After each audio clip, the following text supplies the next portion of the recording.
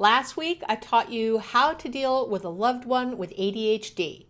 You learned exactly what ADHD is and how it's diagnosed, what causes it, and my 12 steps to finding connection and peace if your partner has ADHD.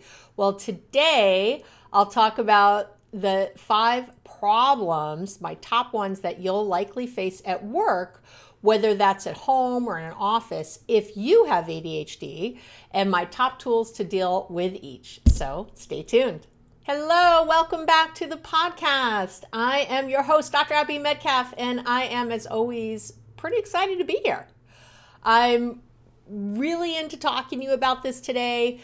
Last week, we, again, covered ADHD, as I said. This week, I am going deep on problems and fixes. And I want to say that I'm saying it's at work, but it's really to get stuff done at home too. Anywhere, a lot of these tools will work. So I'll be focused on a work environment of some kind, or getting a project on, or it could be schoolwork for you, whatever that is. But it really works sort of everywhere. And years ago, I did work for PG&E, Pacific Gas and Electric. I did some talks on and helped employees there on how to fix, what some fixes were and problems at work, and what my top tips were. So, and over the years, I've, done other talks with other organizations about this. This is something I definitely have a lot of experience in and feel really good about chatting with you about. So if you have ADHD, we're just going to jump in and make it as short as possible. I know, there's the love. Okay, so there's really top 5 issues. There's many, obviously, but I created 5 top categories and my fixes for each one. So let's jump to it. So, and before I get too far, sorry, I am taking a break from the podcast for 2 weeks. I do it in between every season. We are rounding up our 5th season. And so the last 2 weeks of July, I take off. So there's 2 weeks, 4 weeks a year. I don't do the podcast, 2 weeks around the holidays here in the US at the end of December, and 2 weeks here in the middle of the summer. And that gives me time to reboot and to, I put a lot of work and effort into these podcasts, and gives me some time to really just think about how I want the next season to be, or the next part of the season, and where I want to focus. So, as always, if you have questions that you would like answered, send them to abby@abbymedcalf.com, or you can go on the website to the Let's Connect. And I'm starting YouTube Live, this week. And I'll be doing Ask Dr. Abby and answering questions there. So if you have a question for Ask Dr. Abby, send it on in. All right, that's it. Let's go. Problem number 1, which maybe I just did, being easily distracted. I started to jump in and then I went somewhere else. I know, I have some ADHD tendencies, I'm not going to lie. All right, so being easily distracted, I think that's the top problem people face in a work environment, or when you're trying to get something done. It's an issue, and I want to say this: distractibility, being easily distracted, or distractibility, is an issue. It's an internal issue and an external issue. So I'm from both of those perspectives. So if you work at an office, obviously you might be externally distracted, right? By things going on, your coworkers being noisy or talking, or people moving around, printers going off, noises, whatever. If you work from home, those external distractions could be your dog, or seeing the unfolded laundry on your bed, or whatever. But I want to say you can also be easily distracted by internal things. Maybe you get hungry, and then, that distracts you really easily, or thirsty, or daydreaming about, anything, a trip you want to take, or just daydreaming in general about stuff. So that can be a real problem. So here are my top tips for if you are someone who's easily distracted. Number 1 is, whether you work from home or drive to an office, make sure you have a dedicated space that's as private and quiet as possible. End of.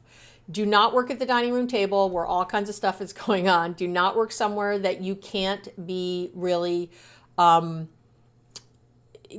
have your attention and all your things that you need very easily accessible. Don't be someone who, I've had clients who have ADHD, they go to, a coffee shop to work or something, and then they have papers everywhere, or if you're going to do that, then, and I'll talk about that in a minute, you have to wear headphones or something to keep yourself very, as least distracted as possible.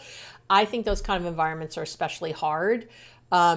Even libraries and things like that can be hard because people are coming in and out and doing things. It really depends on, where you go. So if you work from home and there's nowhere you can have a dedicated space because it's so small, I want to highly recommend, did I say highly? Highly recommend that you either find an outside office space that you pay for and you just deal with it because it's so important, or you, WeWork or something, you do a shared office space somewhere, or you don't have to go maybe every day if you really can't afford it, but I can't stress it enough how important it is. This office, if you're watching me on YouTube, and if you are, please like and subscribe. If you watch me on YouTube, I'm here in my office, which is about a mile from my home. And there are places in my home I could set up, especially these days. I don't see clients in my office anymore. I really don't have to pay for an office.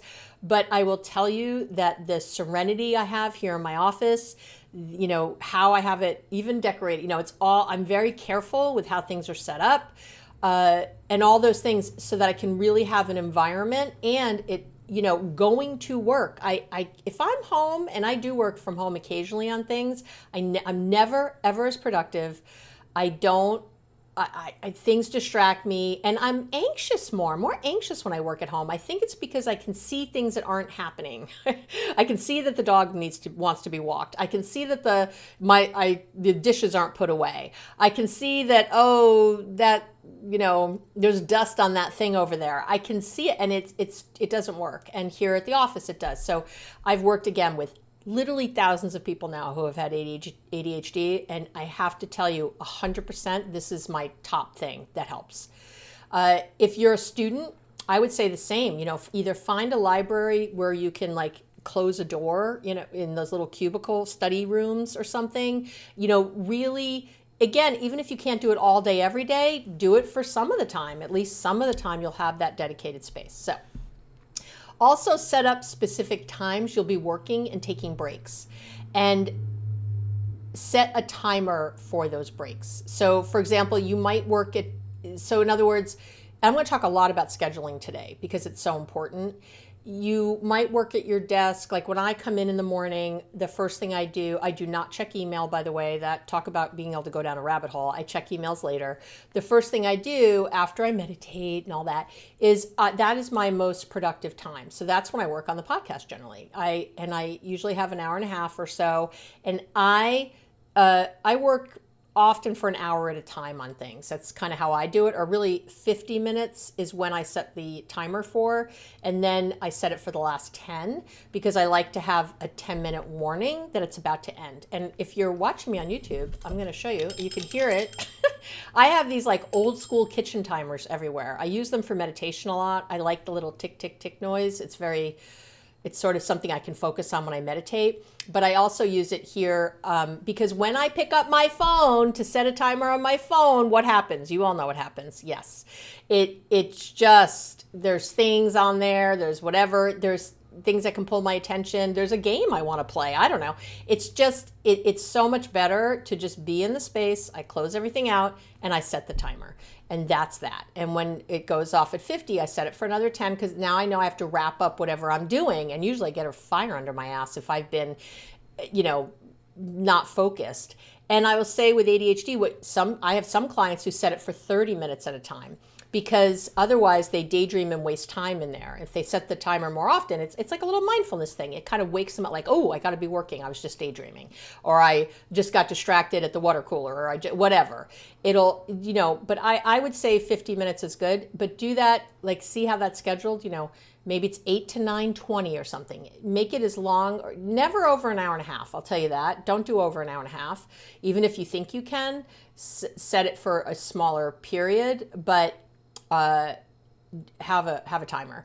And I want you to, when the timer does go off after that hour or half hour break, whatever it is your break is, I want you to physically get up and move and then come back to work. And whatever that is for you. If you just stand up and stretch, if you always walk out. For me, my office, I can just walk outside really quick. There's a a balcony outside my office, and I like to go stand out there for a minute. I watch the traffic go by and I come back in. It just 2 seconds, but sort of getting my blood moving. This is good for everybody, obviously, because I don't know that I have ADHD, but it really just works to move the blood and move the flow, and then come back. Okay, and again, this is from the research and my experience doing this for so many years with people who have this. I want to throw that out there. These are tried and true methods. I've used many people as guinea pigs over the years as we try to figure out what works. And I will say that for many people with ADHD, it's helpful to wear headphones that are either noise canceling or have something that, feels like white noise to you, whatever it is to you. So for some people, that's an actual white noise, in the background. For other people, it's a type of music. It could be classical or jazz. They have something sort of happening in the back, and that actually helps them focus. For me, that does not. I don't do well with that, but you have to learn you. And some of this is going to be you trying things out. You're going to think, oh, is this something to do? And for those of you who love someone with ADHD who are listening, I see you, because you're trying to control that person. Go back and listen to the last episode. Don't give this person all these helpful suggestions. Try to hold back. I know you're listening. I'm glad you're listening. Don't be throwing 50 suggestions at the person. Oh, Abby said this, or Abby said, try to really, again, ask questions. Hey, do you want some help with your workspace? I listened to this thing by Abby. And I will tell you that they don't have to listen to the podcast. I always do a corresponding blog post, which will be on the website, which can be and it's just, I purposely did the blog post differently, just in bullet points, like mostly bullet points, to make it super easy for someone with ADHD to not have to read paragraphs. I know, that's the love I have. I was thinking of everything. So you can do that, and maybe even just print that out, or print out one little section or something, or, one piece at a time for them, or just ask them if they want to look at it with you, that kind of thing. Okay. The other thing you can do, another tip, is to set up your desk area with as few distractions as possible. So maybe don't be in front of a window where there's a lot of movement, people, cars, birds, trees swaying in the wind, Be mindful of maybe having, for me, I actually have the windows here to my left. You can usually tell because the left side of my face is lit up better than the right, well, on YouTube. I have windows to the left. For me, I don't want to be facing out it would be even distracting for me. So I face the wall, but I have the nice, light coming in, and it feels airy and light in here, but I'm facing a wall in front of me that has nothing on it. It has some artwork, but it doesn't have tons of stickies or bulletin boards and things I should be doing. It's just a very large computer, and that's it. So really think about your environment and what you're looking at and what's on your desk. Don't have 8 million things on your desks and piles of stuff. It's going to be distracting. I want you to have specific times that you set up, set up specific times that you return emails or answer voicemails. This is really, really important. Again, you want to think about your workday in very discrete increments. That's how you want to think about it. Otherwise, the distractibility is huge. And you really do not give in to task switching or multitasking, which is a myth. It is an urban myth. People can't do it. No one can do it. Every person on the planet loses productivity when they task switch a lot. ADHD people are the worst, and you guys are really bad for this, okay? So like I said, I come in, it's my most productive time, I get to it, then I have a set amount of time I get to emails. And if I can't get to them all, I can't get to them all. Now, you might have a job where emails are, the most important thing. And again, you just have to think about it. You've got to really, when you have a timer going, and it's not just this endless, I'm just going to listen to emails or read emails now. If it's, I got a half an hour, I got to get through these things, you're going to be quicker. You're going to be snapping through. So but have that scheduled. Maybe after your, you would have this really intense work time where you're working on a project, whatever you have to be the most together about, and then go for a little break, come back, do your emails, take another break. This is how you want to do it. And I will tell you this, do not, and I repeat, do not have your cell phone anywhere in your vicinity, if at all possible. Now, some of you I know have ADHD and you work on your phone, like literally you're taking meetings all day on your phone and you're texting people and you're doing that. I would say then that during the time when you have to really do work, or even in the time when you're, when you have like productive work, creative work, put it away. Don't even leave it on your desk. Just stick it in a drawer. You can open a drawer, stick it in there face down, and obviously have the notifications off, don't have it beeping in there, and just do the work and then come back to it. The world will not crash if, especially if you work in hour increments, it's okay. And because the more you give in to those brain patterns, the worse it is. So really schedule. That's it. That's what you want to do. Success is scheduled. Jim Rohn said it years ago. I say it all the time. Success is scheduled, but especially when you have ADHD. You've got to stick to a schedule. You can't just have a big open day in front of you with a long to-do list. It's not going to work. And it's not. That's why you're listening. All of your tasks should be scheduled instead. And I did an entire other episode on this, which I will link to in the show notes, but at abbymedcalf.com. But I'm going to say this really quick right now.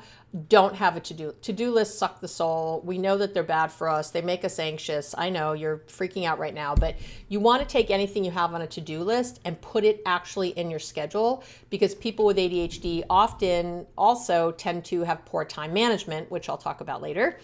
And this will help you with your time management. When you just have a long list, you just think you could do everything, and you can't.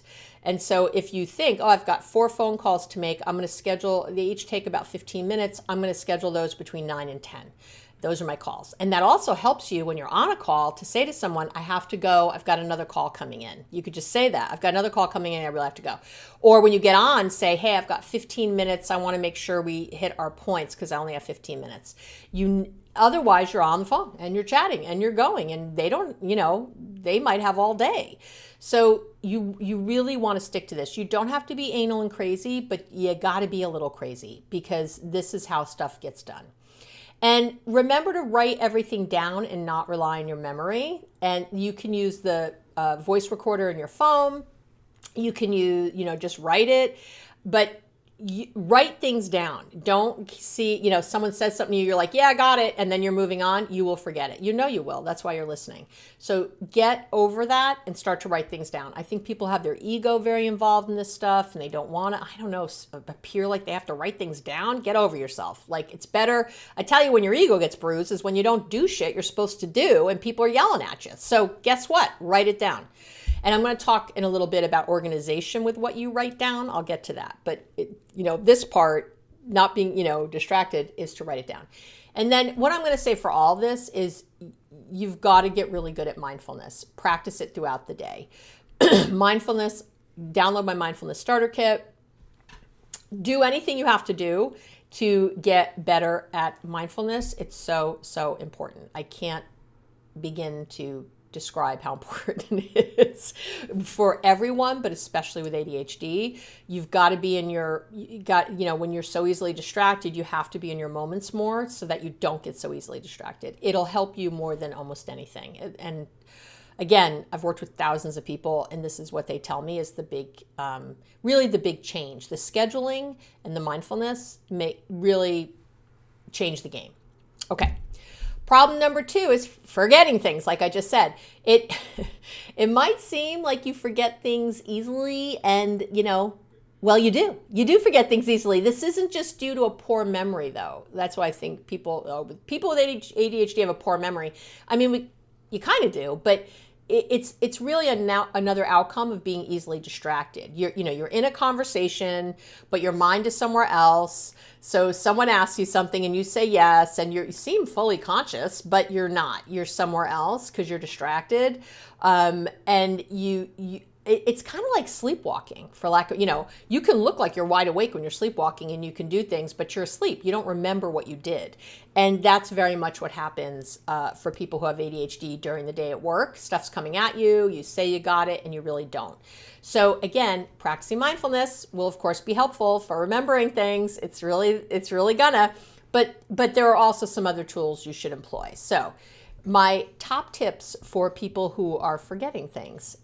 Number 1 is after the end of conversations of any kind, really, get in the habit of saying, what I heard you say is, or so my next steps are, so what you're asking me to do next is, or even I have one client who just flat out asks, is there anything I was supposed to take out of this conversation that I'm supposed to do next? Because right now I don't have anything written down. Like, is there anything? And I joke with my clients all the time. If there's a client listening, I do this. I'll say, hold on, I'm writing this down. When I write stuff down all the time during my sessions, because I will forget all the brilliant things I said or my client said. And I want to remember, I want to send them maybe follow-up notes, or I just want to really remember what we talked about for our next session, so I'm really clear. And I do it during the session. I just take quick notes. I'm fully, as my clients will tell you, I'm 100% focused. Matter of fact, it helps me focus, I think, even more. But sometimes I'll say to them, oh, let me write that down, because I'll forget. Or they'll ask me, I'll say, oh, I'll send you this thing. I'll send you some list or something, or the mindfulness starter kit. And I'll say, oh, let me write that. I write that down. I don't expect to remember it. Now, some of it's because I'm freaking old and I forget crap all the time. But a lot of it is just this. It really is. It's really staying attentive and focused.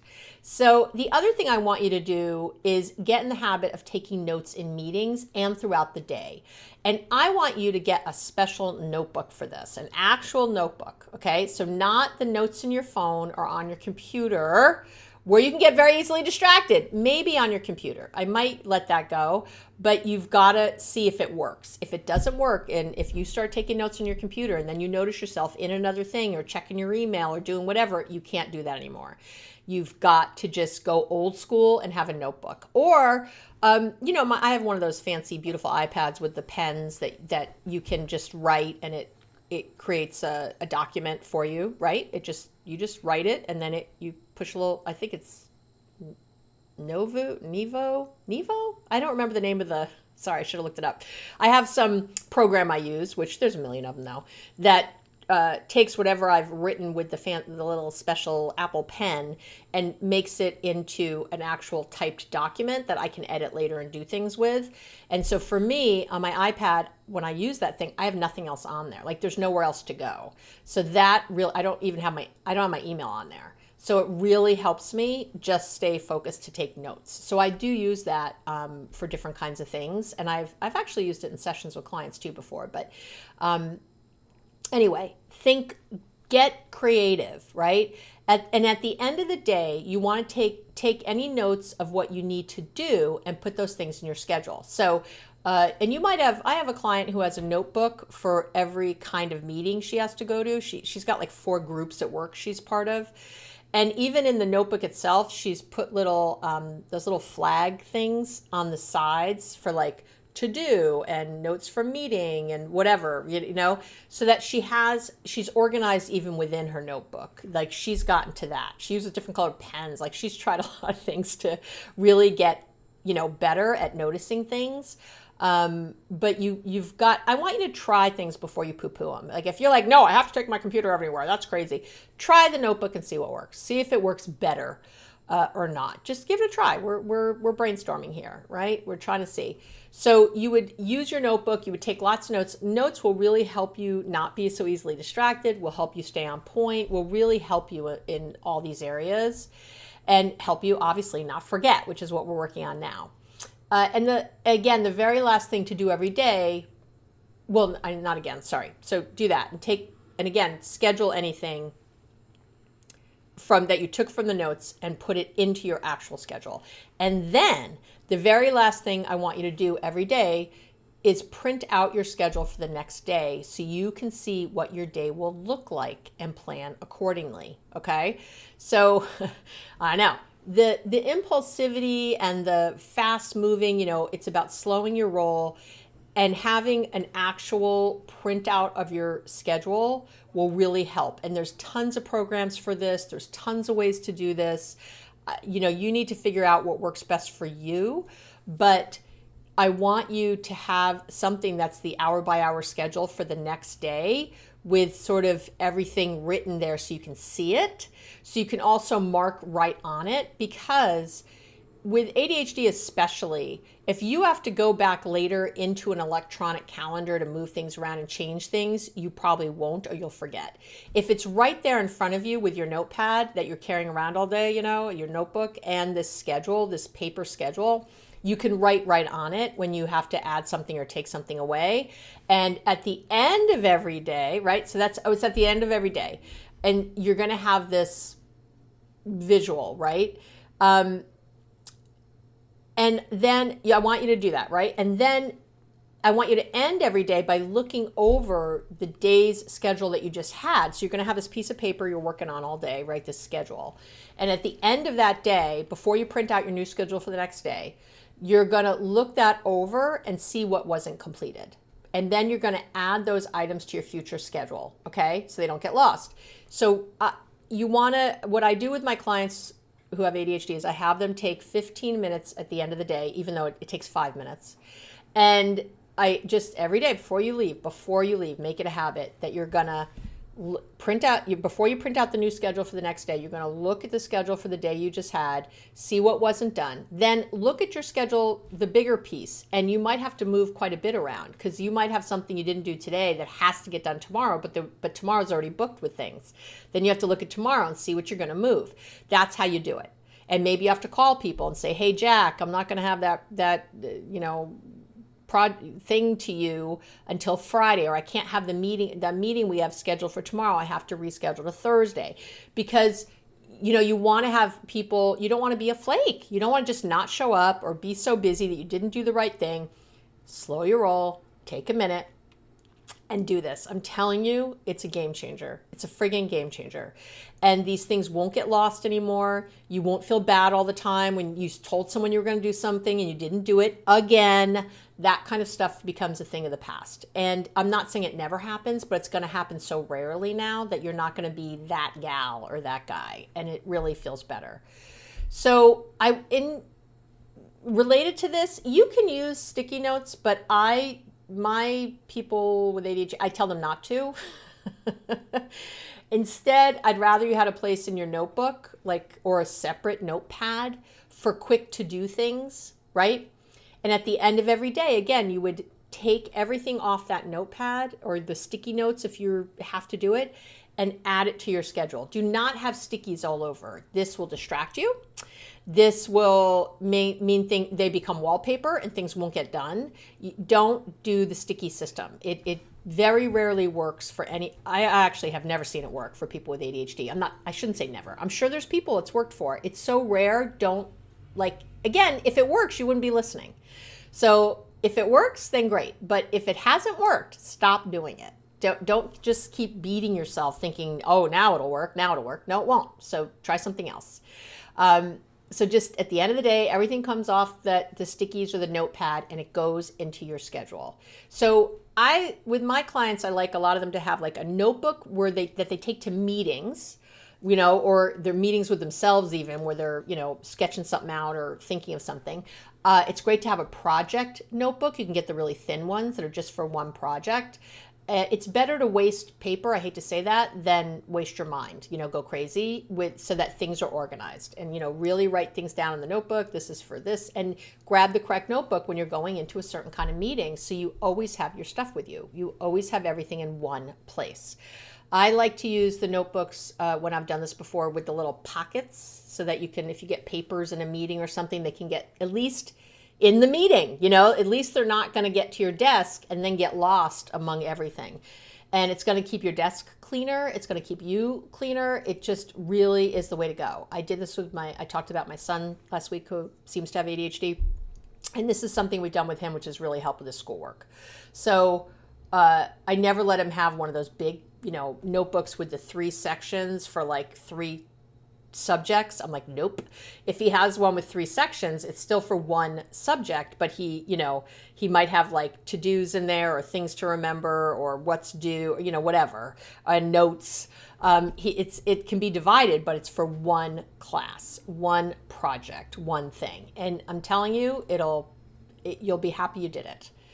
And one last thing about that, if you do take notes in meetings and that thing, try to put the date on the top, like really at the top in an easy to see place, so that if you go back later, even on paper that you get, when you get a piece of paper in a meeting that you need to hold on to for some reason, put the date on the top that you got it. It'll just help you stay organized. I'm just telling you, you'll see the date. You know how sometimes you're looking like, what's that paper we got in the meeting last week? And you're looking all through the papers. You can't even remember what it looks like. You don't even remember what the title was. So you're wasting time reading all these pieces of paper to try to see if that's the right one, instead of just looking at the date across the top. If you knew it was in the meeting last Wednesday, that's easy enough.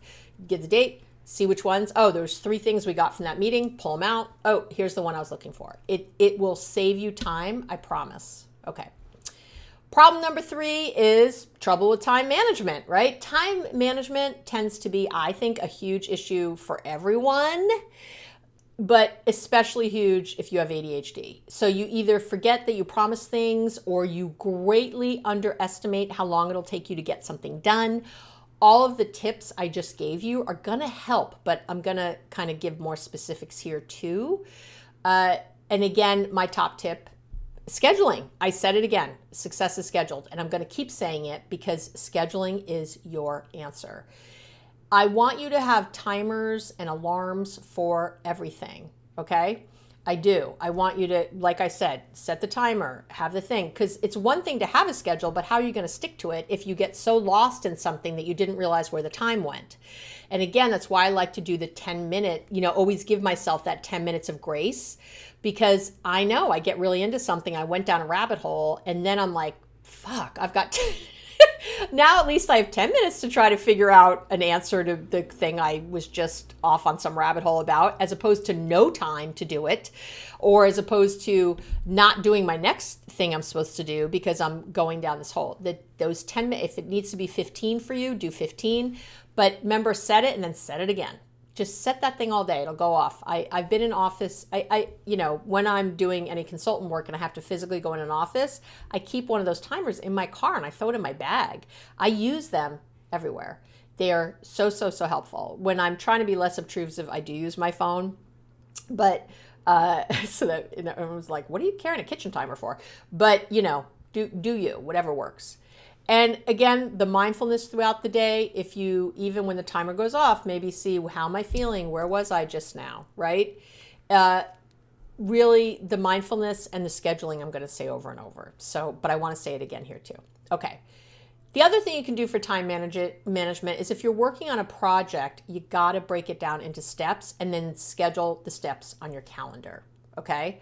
So for me, I've talked about this before, when I'm doing the podcast, I love to research and I loved learning about this stuff. And when I first did the podcast, they took me like 5 hours a piece, maybe 6, maybe 8. I would work because I love to research. I love to read. It was taking me so much time to do every podcast. And I realized that wasn't tenable. So I really thought, okay, how long is real? And this took me a minute to get to what's real. Because at first I was like, an hour. It's like, no, of course not, right? It takes an hour to record the thing. So what I do now is I have 3 hours for every podcast. That's what I devote a week to each podcast, which is a lot of time when you think about it. But it's an hour to research, roughly an hour to research, roughly an hour to write it. And when I do the blog post and, make my notes that I'm going to speak from when I do the actual podcast, and an hour to record it. And some of the podcasts are a little longer than an hour and some are shorter, but an hour about. And I don't usually do that in the same day because it's wearing, right? And when I'm doing the talk to you, when I'm doing this part, I do these usually first thing in the morning fresh. I want to have a lot of energy. I want to be right there. And it's perfect because I've done the other 2 parts and then I just have this one piece to do. And I can really do maybe a last look at my notes or something like that. A lot of times I'm writing podcasts well ahead of when I'm going to record them, all kinds of things. And I'm certainly recording well ahead of when you're usually listening. Usually, not always. So Really see that I took even this project of the podcast, I broke it down and I set the timer for 50 minutes as I start to research. And then when it goes off, I know I have 10 minutes left to research. Whatever I can't find in an hour isn't going to happen. And I know you're going to ask, well, do you ever, put more time into the research and less time into the writing? I'm sure I have. I'm sure I've cheated. Of course I've cheated. But I mostly find that bites me in the ass because at the end of the day, I'm trying to keep these relatively short anyway and to the point. And when I'm researching, and I'm a good researcher at this point, right? I know, when I'm researching, research repeats itself. You hear the same things over and over. That's kind of how you know you've looked at the preponderance of research. That's how you've known you've done most of it. There's always more. There's always more to learn. There's always more to know. And then I just think to myself, well, I can update this later. I can do a newer version of that topic later and bring in more research. That can help too. So, sometimes I get really great ideas about a podcast or from somewhere, and I will, save a link maybe to a research article or a book I want to read about it. And I'll put that in the document I have for the podcast for whatever, right now I'm also studying procrastination because I want to do a podcast on procrastination. And whenever I come across something, which I was, obviously when I was doing ADHD, I was throwing it into that document to look at later. That helps me not go down a rabbit hole now. And I thought to myself, oh, I should put procrastination in here. And I was like, nope, that's its own thing for everybody. So just stop. It's the mindfulness that helps me stop going down that rabbit hole in a moment and getting clearer on what I want to talk about. So, okay. The other thing I want you to do for time management is to try to work with another person on projects so you can have accountability and also a sounding board, which is really nice. Try to have even someone maybe who knows about your ADHD who will help keep you on track, who will help you stay where you're supposed to stay. I love shiny, bright new objects all the time, and I would never finish anything, frankly, if it wasn't for my assistants who I hire over time. I always have these amazing women. I've been very lucky, knock wood, knock my head, whatever. My wonderful right hand, Michelle, right now, we meet every week and she helps me stay accountable. She helps me when I start to come up with some brand new idea or, I was thinking of this thing. She's like, well, where is that in our, Q2 goals, quarter two goals, and what do you want to move and how's that going to happen? Or she's just like, well, you already talked about that. Are you sure you want to do that? Or she lets me go and then she'll, at the end, often when I'm talking to her, I get that I should change. I'm like, oh, wait, I just said this other thing. Let me, let me reel it in, and that really helps too. So having an accountability partner or someone you're working with is super duper helpful. My other favorite time management tool is something I call the Coco Chanel rule. So the designer Coco Chanel, if you haven't heard of Chanel, she famously had said that, what you want to do to be well dressed, before you leave the house, take off one piece of jewelry. Okay. And I still do this to this day. I do. As I'm putting things on, I usually put all my stuff on and then I take a minute and I look and I almost all the time. I mean, if I only have on a pair of earrings and nothing else, I don't. But a lot of the time I have on one too many rings or one too many something or too many necklaces and I take one off. And this is a great tool for ADHD folks, not with your jewelry, but for your schedule. Look at your schedule when you do that thing at the end of the day, when you're printing out your schedule for the next day. Take something off. You have too much schedule, trust me. Maybe two things off. Look at that schedule and think to yourself, is there anything here I can delegate? Is there anything here that absolutely doesn't have to happen that's just like a want to? And then you can put that, hey, if I have extra time at the end of the day, you won't. But if you did, you could do this thing. But what has to happen today? What do I have listed that has to happen that I'm definitely going to do? What is that? And that's what I want you to focus on. Okay? I know. When you're scheduling, really sit for a minute and be more realistic about how long things are going to take. Trust me, I have tried over and over to break the space-time continuum. It's not possible. So you really have to think to yourself, oh, I got to call back these 4 people and I have to do this. How long is that actually going to take? It's not going to take 2 minutes. It's going to take longer. So you have to look at the schedule and be very, very real, and be real about that, putting everything in the schedule. Don't be in denial and leaving, oh, that's just a few calls, I'll leave. Nope, put them in. Really get clear. You have a time, this is when the calls are going to happen, and here's the calls I'm going to make. I'm just telling you, it's going to make the difference. Okay, problem number 4 is procrastination. I know. So I'm going to, like I said, do a different episode on procrastination, but, it had to be mentioned here. You put things off over and over, and eventually your boss and everyone on the team is ready to kill you. Only after you've berated yourself for an hour, of course. It's not like you don't want to kill you. You can't believe you did it again. You can't believe you overextended, all the things. So it's time to start healthy habits to, get shit done. And I would say this. So number 1 is stick to your friggin' schedule. I know, I keep talking about it. At work, stick to it. Number 2, though, is something that Mark Twain originally said, that was then Brian Tracy later started saying, which is eat the frog. And that's what I do. Basically, it's whatever the hardest thing is in your day, do it first. First thing, before you can think, just do it. It's one of the reasons I work out very first thing in the morning, before I've had time to do anything else, before I've had time to convince myself not to work out, just do it. So when you come in the office, the easy thing is to look at emails and stuff, right? Or get lost on something. Eat the frog. When you first come in and you have that time, maybe if you have to call your boss about something and you've been putting it off and you don't want to talk to your boss, call right then. First thing, eat the frog. Do the hardest thing first. It's really going to help you. First of all, feel like a badass. Second, you're going to really feel good. I'm just telling you. You're like, why did I put that off for so long? You know that feeling. You've had it already. And it's really going to help you get things done, because when the hard thing is done, you use that momentum for some easier things. It's great.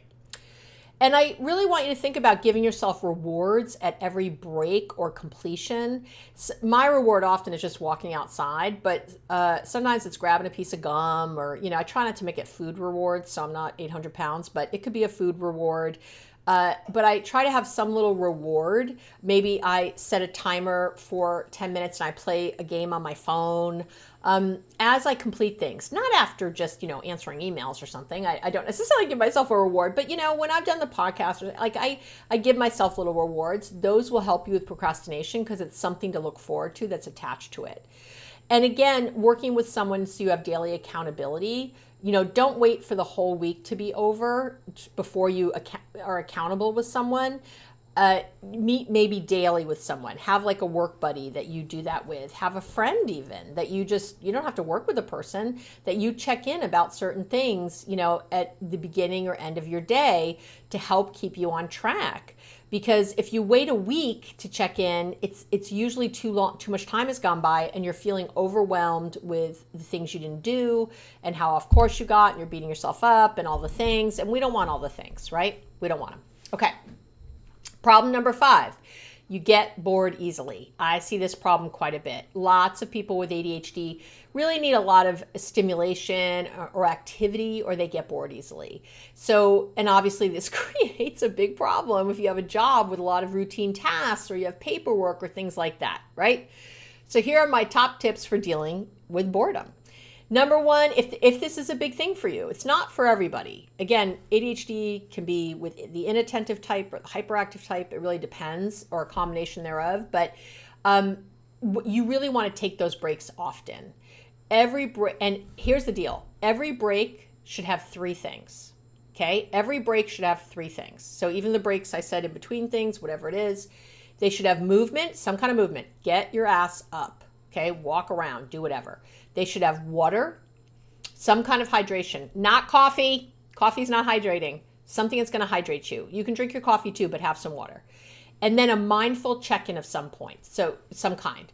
So just, I said it earlier, there's my brain. Whoa, where was I thinking about? Whoa, I was up there. I was feeling really anxious about getting this project done. Oops, okay, I'm okay. I'm in the moment. Everything's good. I got this, and just bring yourself back to center. So 3 things with every break: movement, water, mindful check-in. Okay. then you really have to make sure you have a job that stimulates you. And you can ask your boss for projects that help keep your interest, help keep you motivated. I would do that a lot. I would really make sure. And if you don't have a job, if you're realizing, wow, I have the worst job for ADHD, it's time to start retraining. It's time to start really thinking about how you could work and how that could look, what kind of job would be better for you. It is time, right? It is time. So, but that, I'm not going to get all into that now, but you need to really have something that grabs your interest. I love my work because I'm doing different things every day. For me, to just meet with clients, client after client after client all day, I wouldn't be good at it and I wouldn't like it. And so I don't want to do it. I meet with clients in very discreet, a couple at a time. I have a break, whatever. I really break it up. I have the podcast. I do speaking. I write. I do all kinds of things during the week that really help me stay so when I do meet with clients, I'm really excited. When I look at my schedule every day and I see who I'm like, oh, I love this person. Oh, I get to see them. Oh, I wonder what's happening here. I really, really enjoy my clients so much. And I get so much out of my sessions with them. And so it feels really good instead of feeling draining, right? So set up your job, and that's something. Here's something in my job that I really like doing sometimes, but not all the time. So you might notice that if maybe you're just doing too much of one thing that you like, and then it's not likable anymore. Okay. Again, make sure you've broken up big projects into smaller portions. I already told you how I do the podcast, which is like a bigger project every week. But when I'm writing a book or I'm doing anything else, I really lay out all the pieces. Guess what? I put in my schedule, layout book. And that's usually, it takes about maybe 2 hours to lay out or even 3 to lay out a program or something. And then all I'm doing is laying it out. I'm not doing another thing. I'm kind of laying out what the chapters might be, where I might get information from. And then I can look at my schedule and go, okay, and I work backwards. Okay, what date do I want to have the book done by? This date. Okay. So then I work backwards and I figure out what I have to do when to get all the pieces done to be done by that date. That is the only way to do it. I think everyone, again, ADHD or not, should do it this way so you don't have all that last minute craziness. It's so worth the time. But anyway, I recommend it highly. So, and I will say this too, make sure that when you do move in between things, it's as rigorous as possible. When you're moving in between one job and another, or one task and another, make sure it's rigorous as you can. I think having a jump rope in your office is always an excellent idea. It will really help you move better. Okay, because you can do 30 seconds on a jump rope, burn off some stress hormone, and get right back to work. I know it's so quick, it's so good. I have one here in my office. I go around in the neighborhood here. I usually try to find a street where I don't think people are going to stare at me. And I jump rope for 30 seconds, 15 seconds, and hard. And it really, I know I'm not in shape like you might be able to do it for 5 minutes. Okay, I can't. But it burns off that hormone. I walk the rest of the block fast or something. And maybe I do it again for another few intervals. And it just really helps move the blood, get myself in a different kind of space. Really, really good. Setting a timer. Again, remember that timer I mentioned that I have here? Jingling. You can set that for 15 minutes and just work on something. Just set it for 15 minutes. 15 minutes, work for that amount of time before taking a quick break. Just try that. If you can't do anything else, just try that. If you have something you have to start it. At least it'll get started. A lot of times we have all or nothing thinking. Oh, I can't start that. I don't have enough time to really get going. You would be shocked and amazed, shock and awe at how much you can get done in 15 minutes. You really will. I love this trick for home too. When I'm cleaning, I will set a timer for 15 minutes and go clean the kitchen for 15 minutes. Just 15 minutes. Clean the kitchen, do whatever you can do. And I will tell you, I always have it done within 15. It's unbelievable, like easily. When I'm telling the kids to clean their rooms, it's so easy. Set a timer for 15 minutes. Instead of saying, go clean your room, say 10 minutes of cleaning. And I just, set it for 10 minutes or 15 and have them clean for whatever gets done, gets done. Trust me, it usually all gets done. I know. But our brains can handle it in a way they can't handle other things. Another thing that's really helpful is to have some kind of fidget type toys on your desk. I have a ton of them. Again, I'm going to show people on, if you're not watching on YouTube, you don't see them, but I have these little, I don't know, poppy things. I've got this other thing I love. I'm showing people that I fidget with at my desk. They are very helpful in helping me kind of focus, and I think they're good for lots of people use fidget things that don't have ADHD. They're really great, and they will help you. They really will. So have some fidget toys around. So don't have too many toys, you'll get distracted, but have some.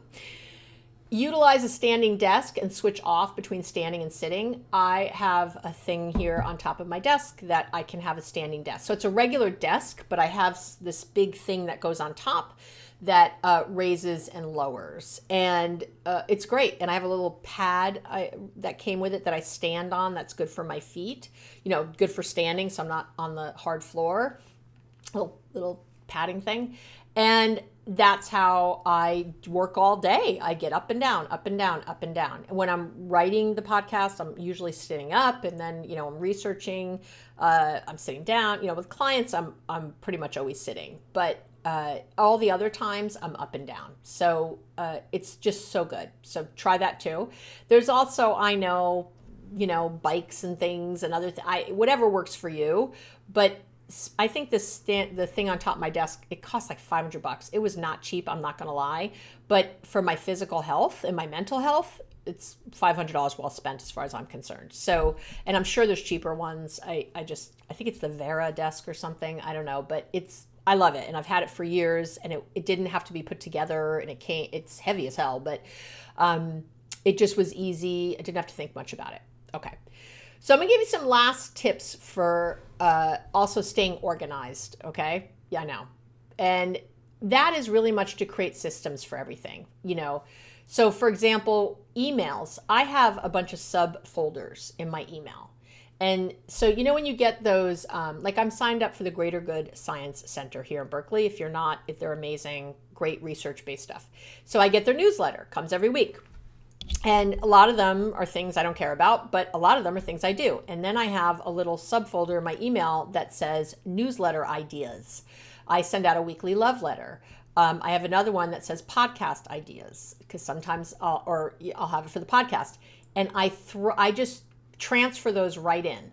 And then when the time comes that I'm sitting to do one of my love letters, or I'm sitting to do a podcast, or I'm looking at my content list for the podcast, I can go look through there to see what research articles I might want to, delve, or books I might want to buy, or how I might want to delve deeper. Otherwise you end up, and right now, if you have 10,000 emails in your inbox, that's a problem. And I will tell you, if you do have 10,000 emails in your inbox, I would love for you to start over, or hire someone to go through them all and triage or something like that, because it's really a problem for your mental health to have all those emails. It just becomes wallpaper that you're never going to do. So now when new ones come in, you don't do those either, because it's just this huge avalanche. So why even bother? Okay. If possible, another tip is to touch things only once, if possible. Mail, email documents, everything should be handled only once whenever you can. You just don't want to have these piles of papers or sticky notes anywhere. You really don't. And they come up and you end up, don't do it. So for another example is I have people write in with Ask Dr. Abby questions that I'm going to be doing on YouTube Live soon. And they ask me questions. I get questions all the time, like from people like, what should I do about X, Y, or Z? And I tell you to send in your questions. It's fine. I'm not going to answer them though all specifically, but what I do is I print every one of those out, and I have a little folder here because I like the visual of it. I have a little folder where I keep them in my drawer that says Ask Dr. Abby, and then I just pull them out and I answer them. When I'm done answering them, I shred them. Piece of cake.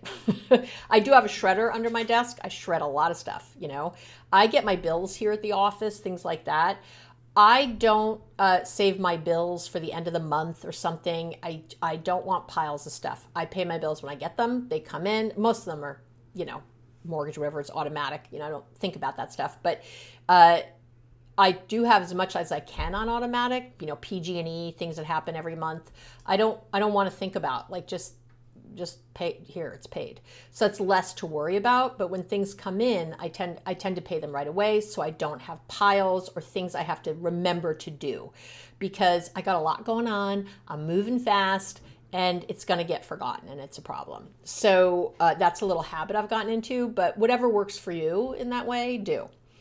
And this would take me to this other one, which I mentioned earlier, but I really want to say it. Get some help. Even if you work from home, or, you have your own little side hustle business or whatever, I would say think of hiring an administrative assistant or a support person with your own money. I can't tell you how many people I've worked with who work at big companies who there's no money for an admin assistant, right? There's no money for this person. And I just tell them, pay them yourself. You can find on Upwork or other places, you can find admin assistants, and sometimes you have to shuffle through to find the right person, and you can pay that, and pay them a living wage, please. Please don't, find someone in the middle of nowhere, but you can pay someone $20 an hour or $30 an hour and you don't need them for 20 hours a week. You need them for a few hours a week, right?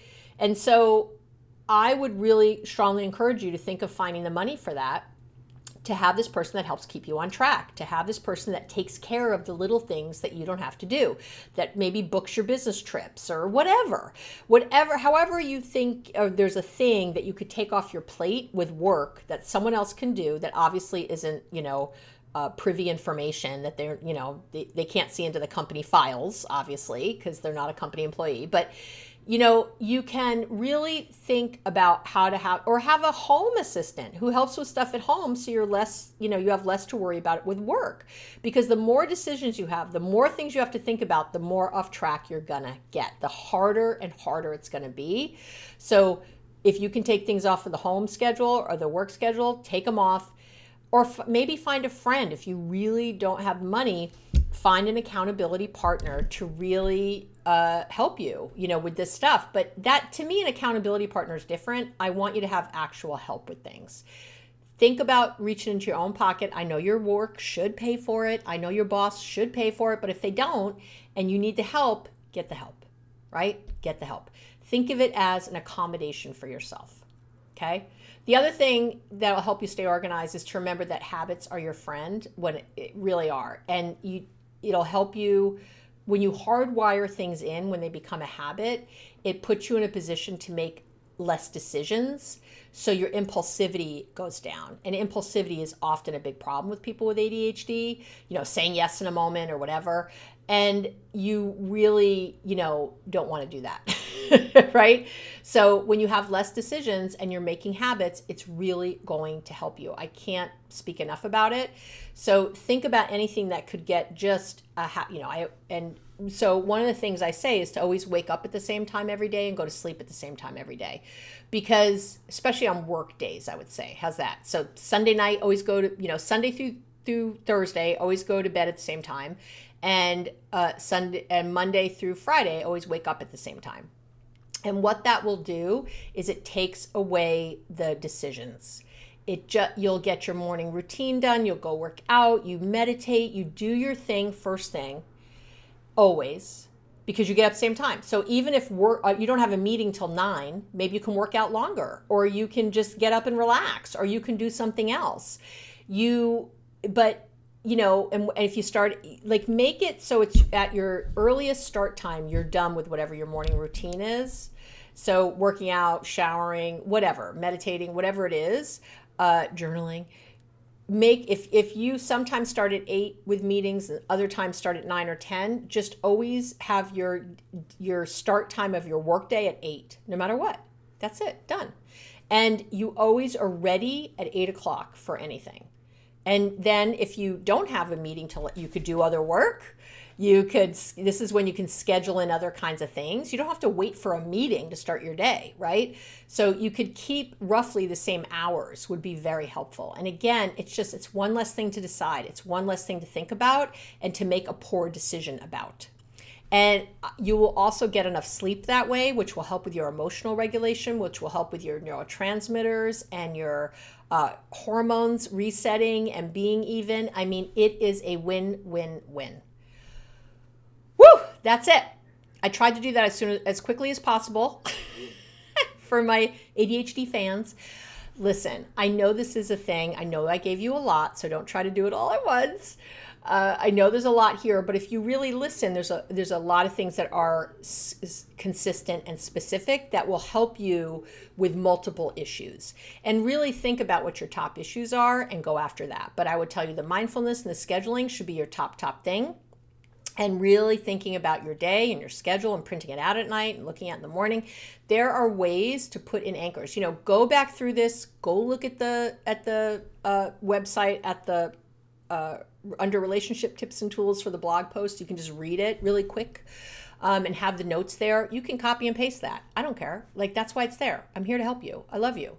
I want you to get this. I want you to feel better. I don't want you to feel like you're a fuck up, like you can't get it together. What's wrong with? I don't want that. And I'm telling you, there are coping strategies. There are ways to do this better. Will it be perfect? No. Will it be the best? No.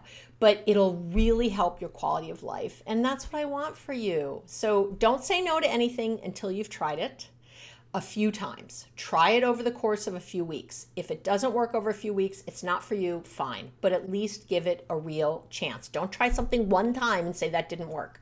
Or don't never try it. So, give yourself an option there. All right, that is it for today. I love and adore you. You got this. Really focus. I'm telling you it's going to help, and I will see you next week.